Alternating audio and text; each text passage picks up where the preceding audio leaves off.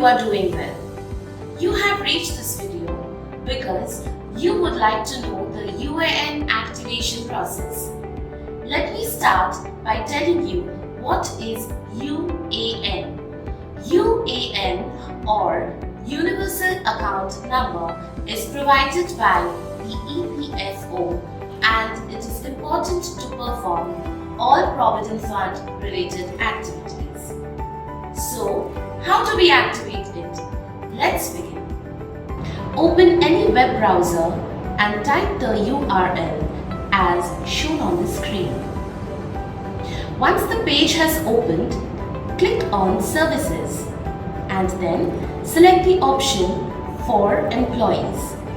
Scroll down to the Services section and select the second option, Member UAN or Online Service, that is OCS or OTCP. Once the page has opened, scroll down to the Important Links section on the right side bottom of the page and click Activate UAN. Have you done it yet? Now, you must be viewing this page.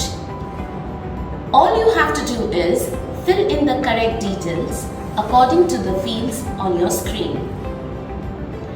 In case you are wondering where to get the UAN number, you can check your salary slip.